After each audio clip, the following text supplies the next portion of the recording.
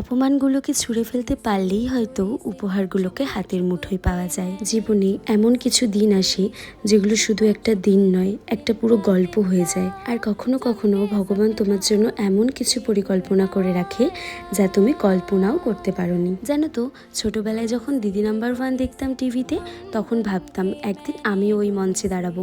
বড় হয়ে আরও একটা স্বপ্ন দেখা শুরু করলাম, নিজের একটা মেকআপ একাডেমি হবে। আর 1 জুন আমি আমার মেকআপ একাডেমি শুরু করলাম। আর সেই দিনই হঠাৎ আমি দিদি নাম্বার 1 এর অডিশন দিলাম। তখনও আমি জানতাম না আমার জীবনের সব থেকে বড় দুটো স্বপ্ন একই সাথে পূরণ হওয়ার পথে এগিয়ে যাচ্ছে। জানো তো, আমি সত্যিই আশা করিনি যে তারা আমাকে এত লোকের মাঝে সিলেক্ট করবে। কারণ আমি যখন ক্লাস শেষের পর অডিশন দিতে যাই, তখন গিয়ে দেখছিলাম অডিশনটা শেষ হয়ে গেছিল। কিন্তু ভাগ্যবশত আমার অডিশনটা শেষেই নেওয়া হয়। আর ঠিক 5 দিনের মাথায় আমার জন্মদিনের আগের দিন রাতে হঠাৎই আমার কাছে ফোন আসে যে আমার জন্মদিনের দিন আমার ফাইনাল খেলা হবে। আমি তখনও জানতাম না ভগবান আমার জন্য এমন একটা উপহার তৈরি করে রেখেছে যা আমি কখনো ভুলতে পারবো না। যাই হোক, আমাদের কাছে কিন্তু একদমই সময় ছিল না। আর সেদিন যেহেতু আমার বার্থডে ছিল, তো রাত্রেবেলা একটু কেক কাটার পর দুগ্গা করে এক রাত স্বপ্ন নিয়ে দিদি নাম্বার 1 এর উদ্দেশ্যে বেরিয়ে পড়েছিলাম। কারণ আমার খেলাটা ছিল একদম ফার্স্ট লটে। আর আমার মা তো সারাটা রাস্তা বমি করতে করতে গিয়েছিল। আর ওখানে যাওয়ার পর একদম শরীর খারাপ হয়ে গেছিল। আর আমার কল টাইম ছিল কিন্তু 6:30, আর আমরা সেখানে পৌঁছে গিয়েছিলাম একদম 5:30টার মধ্যে। মেকআপ রুমে বসে বসে শুধু একটাই কথা ভাবছিলাম, আমি তো কিছু ভেবেই এলাম না যে আমি কি বলবো। শুধু সেই দিনগুলোর কথা মনে পড়ছিল যখন আমার স্বপ্নগুলোকে কেউ বিশ্বাসই করে। মেকআপ রুম থেকে স্টেজ পর্যন্ত পৌঁছানোর প্রত্যেকটা মুহূর্ত আজও আমার চোখে ভাসে। আর এই হলো আমার স্বপ্নের সেই মঞ্চ।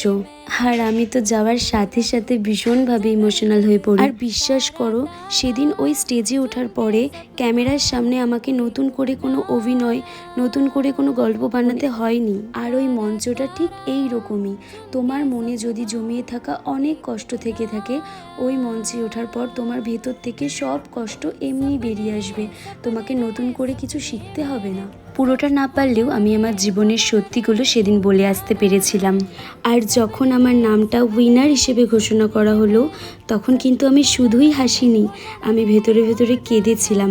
কারণ সেই মুহূর্তটা ছিল আমার জীবনের বহু না বলা কষ্টের সবচেয়ে সুন্দর উত্তর। আর এই একটা জয় বাকি সব স্বপ্নগুলোর জয়, যেগুলোকে সব অসম্ভব বলে ধরা হয়েছে। সেদিন আমি দিদি নাম্বার 1 এর ট্রফিটা হাতে নিয়েছিলাম ঠিকই, কিন্তু জিতেছিল আমার ছোটবেলার স্বপ্ন।